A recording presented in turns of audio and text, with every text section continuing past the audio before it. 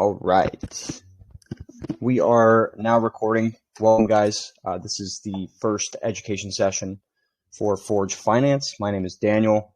I am one of the co-founders, and I'm going to be doing a lot of the education with you guys. We're going to do one every night this week.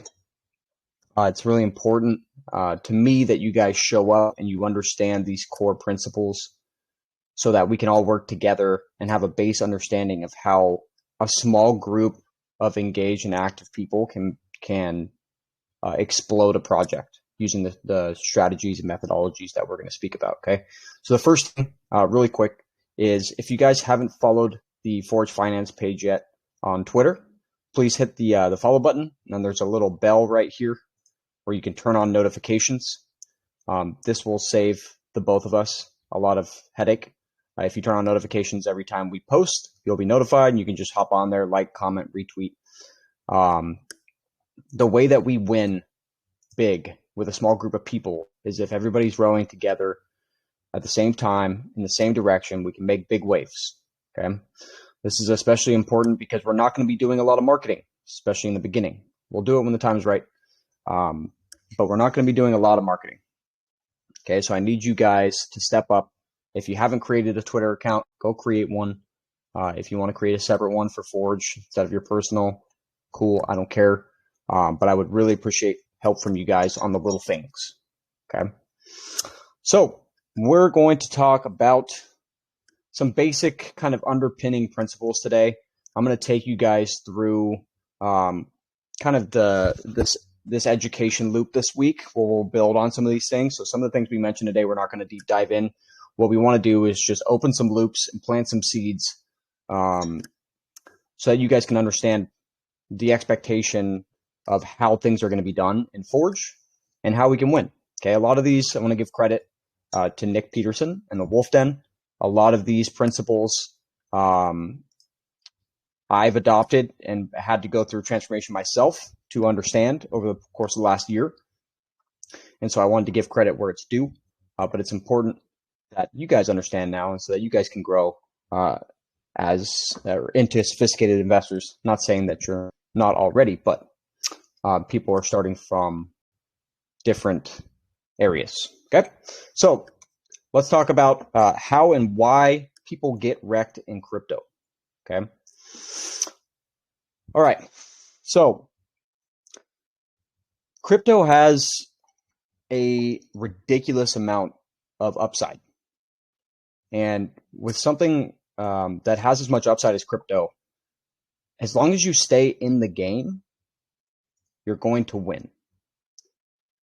People who are rushing, people who are creating urgency and making emotional decisions, you're only going to get in your own way.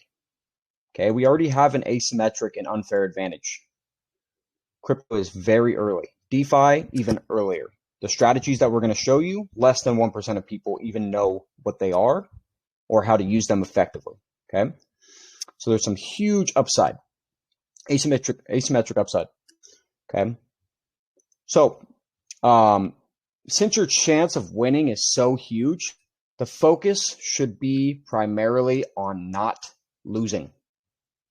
Okay, like I said, if you stay in the game, it's not about timing the market, it's about the amount of time in the market. Right? That's a saying that goes around.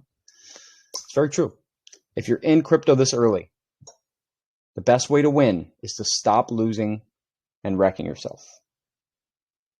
When you have explosive upside, the key focus should be to stop bad things from happening. Okay? To get out of your own way, to slow down, and to stop bad things from happening. Okay, everybody's in a rush. Especially in the BSC space. I think we all know that.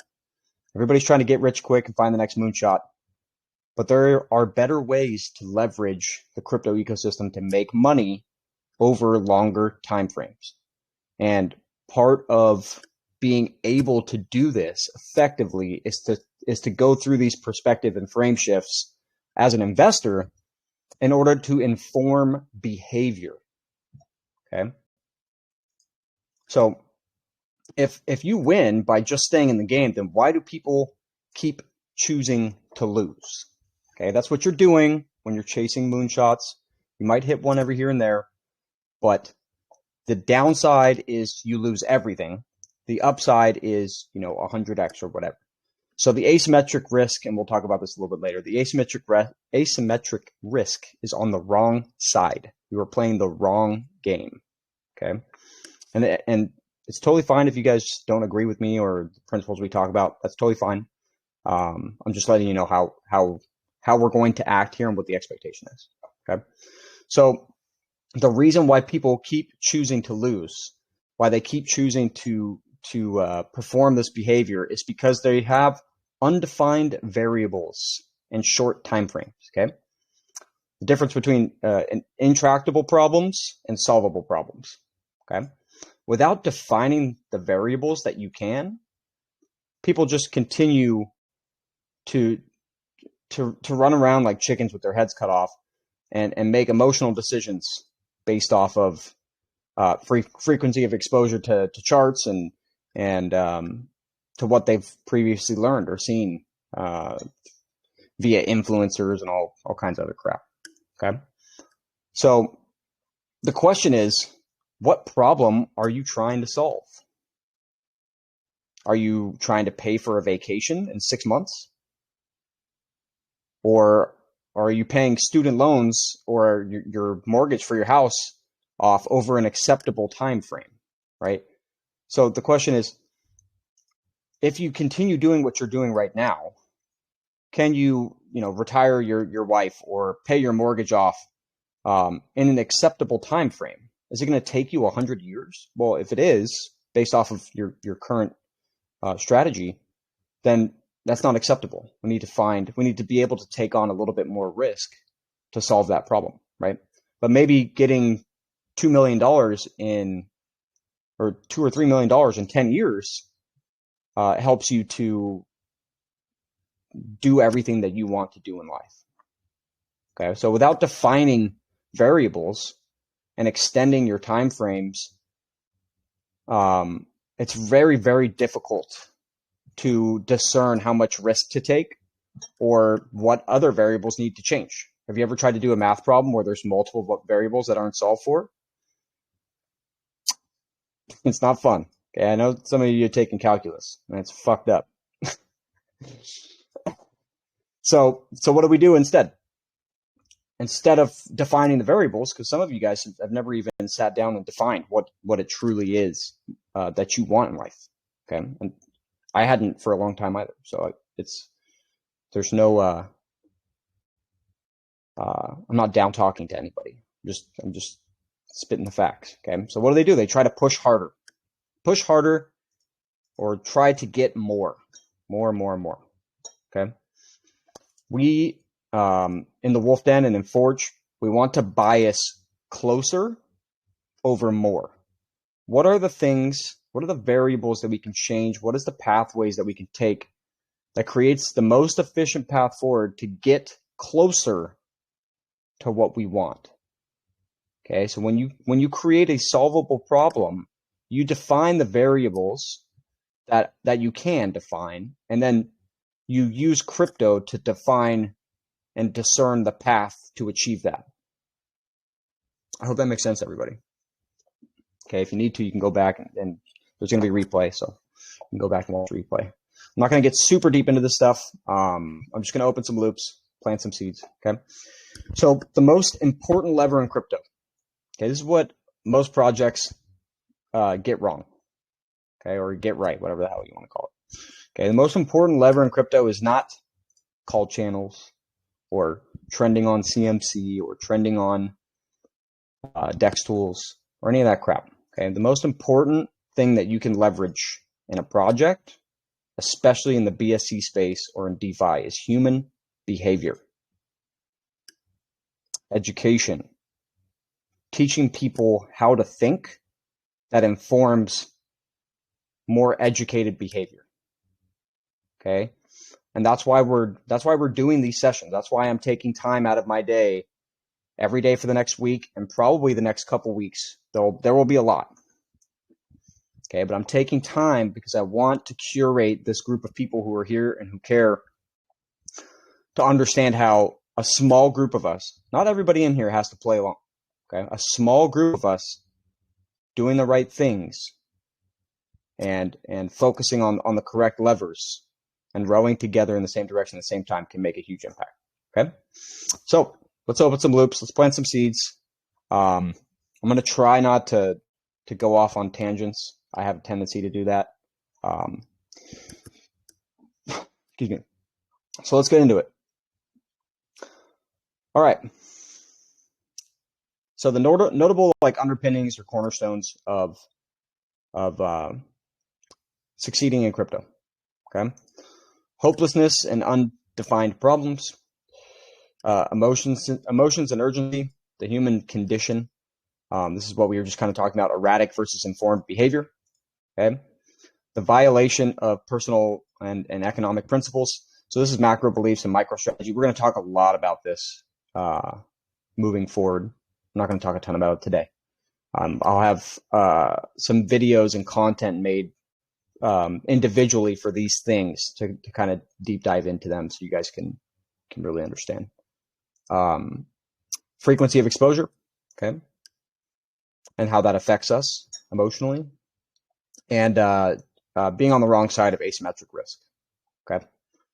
So, hopelessness and undefined problems, okay? There's a huge problem in the DeFi space with investors is nobody knows what they're doing. Nobody knows why they're there.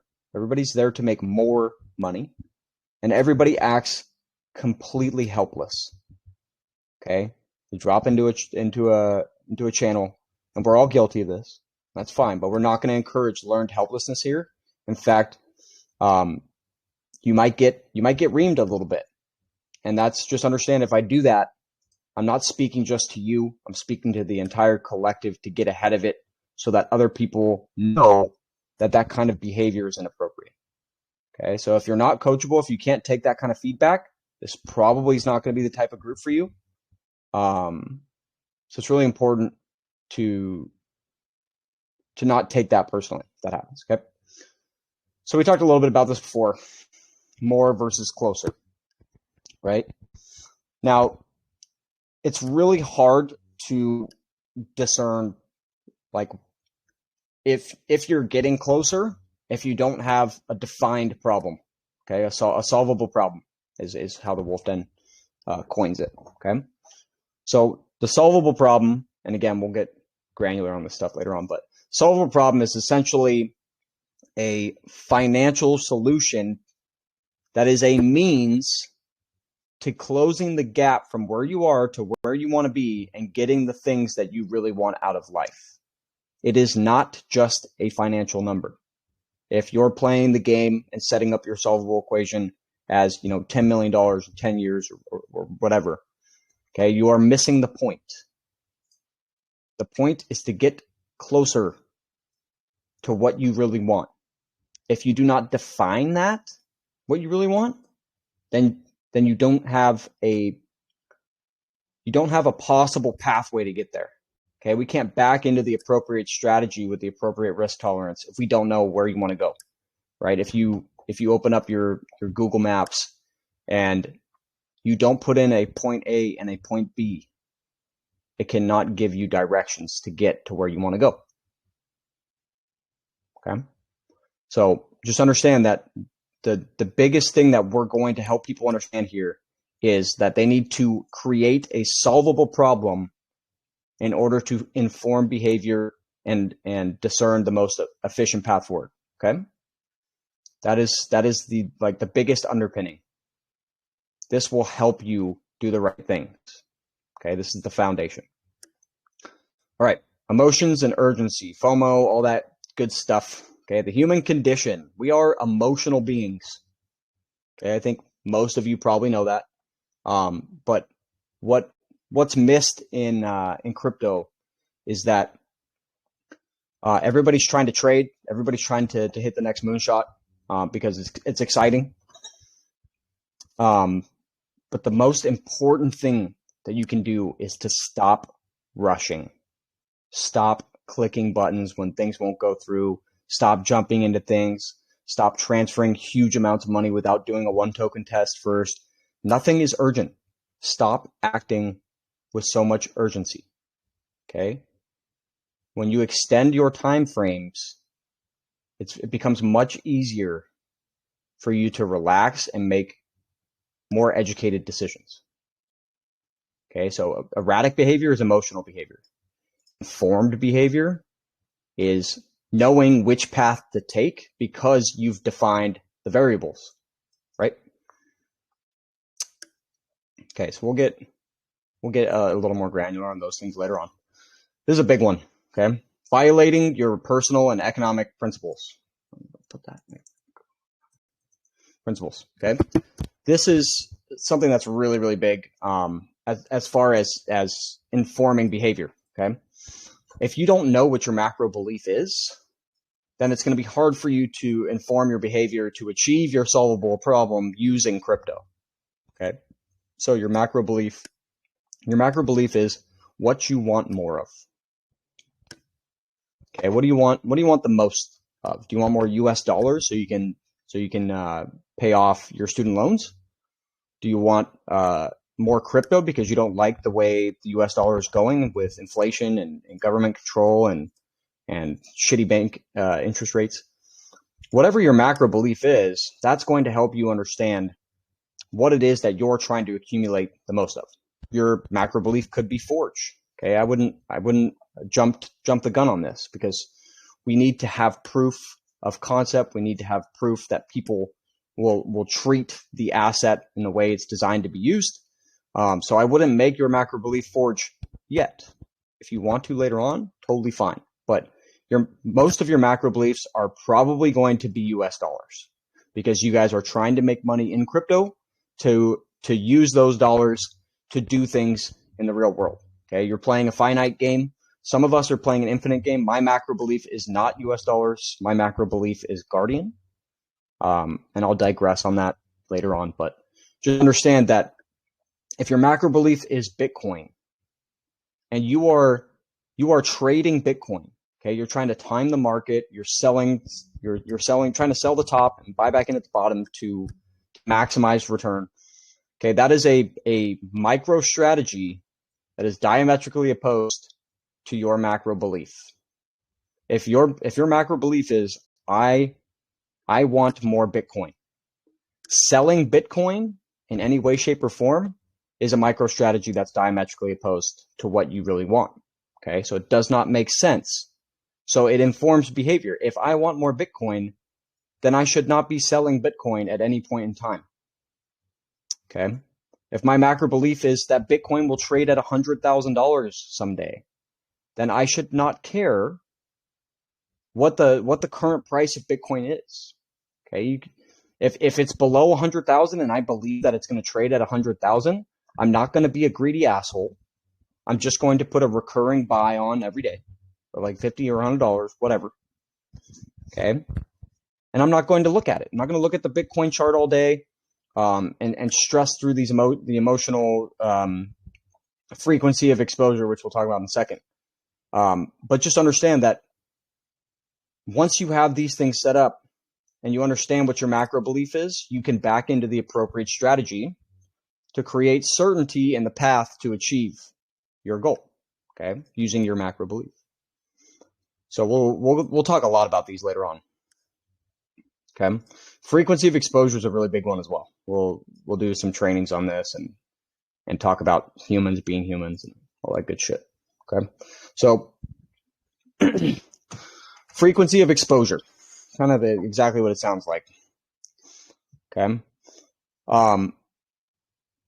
data-driven decisions. Okay, this is what everybody thinks is better. I'm going to look at this data, and it's going to help me make a decision. Okay, which is okay if you're using the data to make a decision and have conviction in something. That's appropriate. Okay, but once you've made that decision, going back and staring at the chart all day and taking yourself through the emotional roller coaster of red and green candles and the volatility of crypto does not help you to make better decisions. Staring at the chart will cause you a huge emotional deficit. Okay, so even if the chart went up 50% and then went down 50%, even though it's sitting at a monetary break even, you would be at a huge emotional deficit because of the roller coaster of emotions that you went through on that pump and dump. Okay, which is why we're not aligning our actions to be a pump and dump. We will prevent that. Okay, that will cause you to make poor emotional decisions. Okay, you violate your personal and economic principles by making emotional decisions versus logic and reason being the catalysts to making your decisions. Okay? Things that feel bad hurt more than things that feel good. Okay? So a 100% gain doesn't feel nearly as good as 100% loss feels bad. Okay? So we use data to make an informed decision. Aside from that, more data is hurtful, not helpful.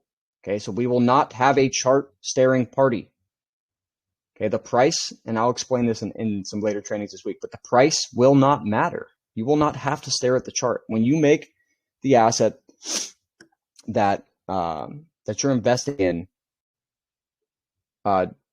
independent of price action, using yield and other stuff, people stop staring at the chart. When people stop staring at the chart goes up because people aren't making shitty emotional decisions. They have clarity, they have conviction. It becomes a lot easier. Like there's probably a lot of people in here who have gotten into something, made a poor decision, got out, and then a couple days later been like, man, I could have made like a lot of money if I just stayed in and not been so emotional, right?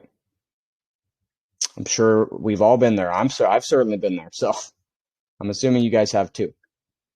Okay. So the last thing is choosing the wrong side of asymmetric risk. Okay. So chasing moonshots, high risk, high reward. Okay. It's kind of like playing, and Nick makes this analogy all the time. Kind of like playing Russian roulette. Okay. Your chances of winning Russian roulette are like 80% or higher.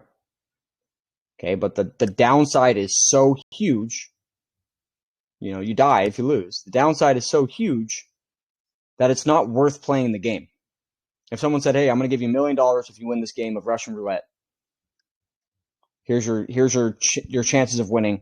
There's a lot of people who would be like, oh, $1 million, I have an 86% chance of winning $1 million. Like, I'm in, right? But you need to weigh the downside. The same thing applies to chasing moonshots. There's a high risk, there's high reward. Okay, the upside is I can make a bunch of money. The downside is I can lose everything. Is it worth it? I don't know. That's a decision you have to make for yourself. But there's better ways, okay? Like we talked about earlier. And if you haven't read Nick Peterson's book Bumpers yet, write that down. Bumpers. If you haven't read it yet, this idea of removing risk to win over time, stair-stepping to success, is a core principle in Bumpers. So removing risk is the way that you win in a game that has asymmetric upside, or asymmetric risk to the upside. Okay, this is asymmetric risk to the downside. You're playing the wrong game. The downside is a lot higher than the upside here. If we just remove the risk, we consistently raise the floor, and everybody wins over time. Okay, stop rushing. Extend your time frames and solve for the variables in your particular situation that can be solved for. If you do those things, which we'll teach you to, if you guys pay attention here and you come with me, you follow along, I will teach you the way that I learned, and the way that Nick taught me, how you can win really big over time. Okay, let me just really quick, let me just show you guys. We'll leave you with this real quick. Okay, let's say you want to make you want to make $10 million in 10 years at a 60% APY compounded weekly. Okay. And you're going to start with, oh, this is the initial balance. I'm sorry. Let's say you start with, say you start with $2,000. Okay. So $2,000 compounded every week at 60% APY for 10 years.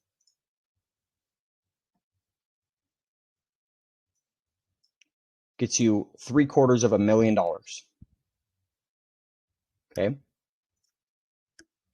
If you start with $5,000 at a 70% APY, okay, and keep in mind, this 70% is not just the yield. There's several factors that play into this, and we'll go over that at a later point in time. I'm not going to get granular on that. But $5,000 at 70% compounded daily. Let's do that. Compounded daily at a 70% APY. Okay.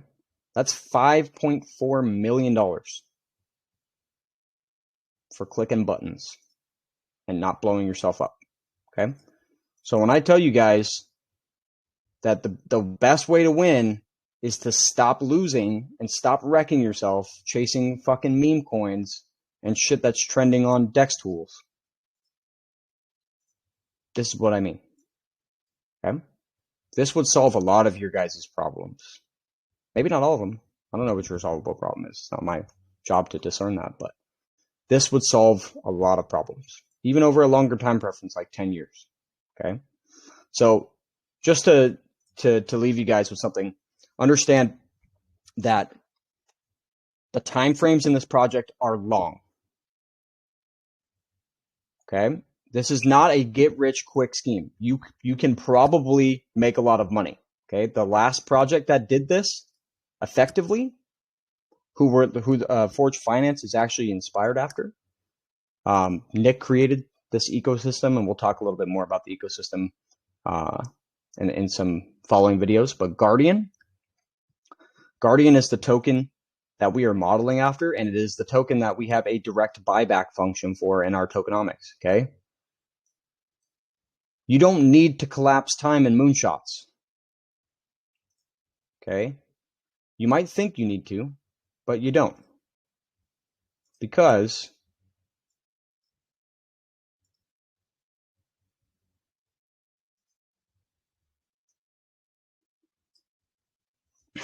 of this. Okay. This 70% is taking into account token appreciation. This is 70% on average yearly over time. Okay. In the month of January, let's see, can I delete this? In the month of January alone, okay, Guardian, I'm sorry, that wasn't right. It's down here. Guardian, January 1st, okay, to February, January. Okay, Guardian did 400% in the month of January. Okay, that means you would be 5 years ahead of schedule in 1 month on your solvable equation. Okay, and we'll talk about the gold mine that you set up and providing liquidity and how all this plays into each other. I just want to give you guys a little bit of a visual representation and proof of concept that this can work, and you can make a lot of money over time if you just stop wrecking yourself. Okay, so I'm going to unmute the chat, or I'm going to unmute anybody who has their hand raised. So if you have a question or something that you want to make a statement on, go ahead and raise your hand. If we don't get anybody, I'll stop the recording, and then we can kind of shoot the shit. Okay. So just understand the next lesson tomorrow is going to be about the solvable problem, how to define variables, and the 3 C's. And I just kind of made this up, of success. Put 3 C's in there. So that's what we'll talk about tomorrow. We'll get a little bit more granular on that. Does anybody have any questions about some of this stuff? Or any comments they want to make? There's no wrong answers or stupid questions. It's really important to me that you guys do ask questions so that we are on the same page and everybody understands like that we can make some big impacts if we do things the right way. Dad, what's going on? You have to unmute yourself now if you want to ask a question or make a comment.